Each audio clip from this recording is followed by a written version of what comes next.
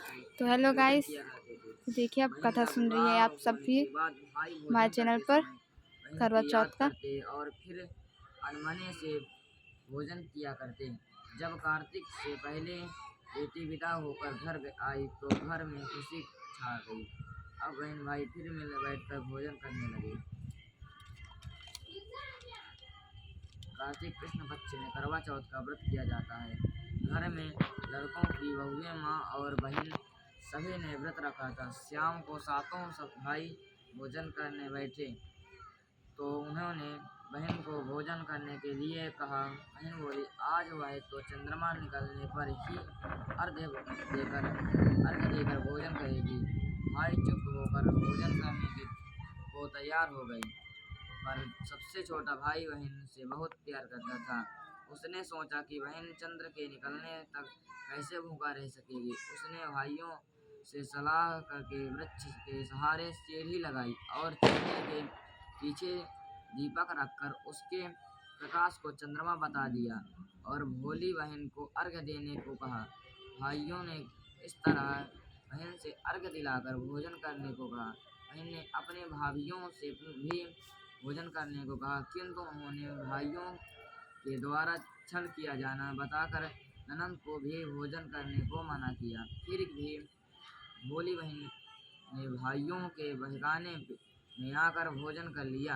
बहन जब भोजन करने बैठी तो पहले ग्रास में बाल निकला, दूसरा और मुंह तक पहुंचने पर कुत्ते ने कान फटफटाए। इस तरह दो अपशकुनों के बाद भी बहन ने भाइयों के साथ कुछ भोजन कर लिया, लेकिन तभी उसकी ससुराल से उसके पति की तबीयत खराब होने की खबर आ गई। वह छोटे भाई को लेकर जब तक ससुराल पहुंची तब तक पति की मृत्यु हो चुकी थी। वहां उसकी मौत पर भारी कोहराम मचा हुआ था। माँ ने अपनी लड़की को ससुराल भेजते समय समझाया था कि जब वह पति के गांव पहुंचे तो घर जाते समय रास्ते में जो भी बड़े व्यक्ति और स्त्रियां मिले उनके पांव छूते जाना और आशीर्वाद प्राप्त करना। उसने ऐसा ही किया। जब वह पति के घर पहुंची तो वहां का हाल देखकर वह हतप्रभ हो गई। मुख से एक बार चीख निकली और फिर वह गुमसुम सी एक ओर बैठ गई। उसकी सास ने उसे धरती पर पड़े पति के पास ला बिठाया। कुछ देर पीछे वह जोर जोर से डकारने लगी और बोली, हाय भूल से व्रत को भंग कर दिया। हे गणेश जी महाराज, आप मुझे क्षमा कर दो, मेरा अपराध आप ही क्षमा करोगे। इस तरह वह कहती और जोर जोर से रोती जाती थी।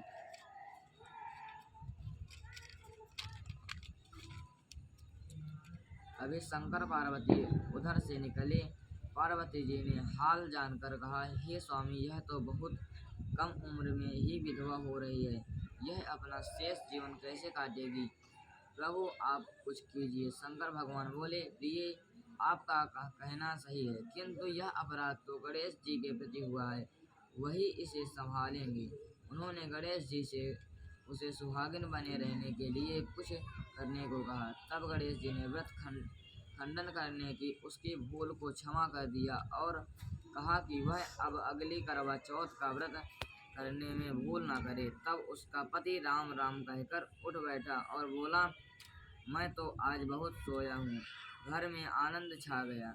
बहू ने वर्ष के सभी चौथ माता के व्रत किए। सभी चौथ माताओं ने कार्तिक की सबसे बड़ी करवा चौथ का व्रत करके अखंड सौभाग्य पाने की बात कही।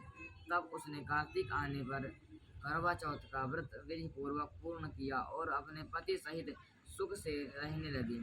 अब वह प्रतिवर्ष करवा चौथ का व्रत हंसी खुशी किया करती।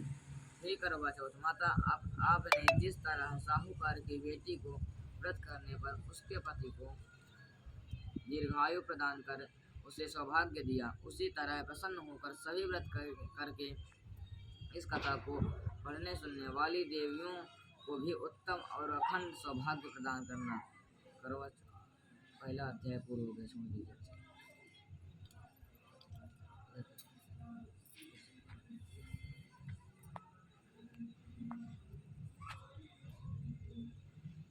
नहीं दूसरी पहला अध्याय हो गया तो दूसरा अध्याय चलेगा। तो ओके फ्रेंड, दूसरा तो हो गया, मतलब पहला हो गया, दूसरा बाकी है। तो मिलते हैं आपको अगले ब्लॉग में। अगर वीडियो अच्छी लगी तो लाइक कमेंट सब्सक्राइब जरूर करें, जैसे शेयर करें, बेल आइकन तो बनाना ना भूलें। तो बाय, टाटा, सी यू, फिर मिलते हैं अगले ब्लॉग पर।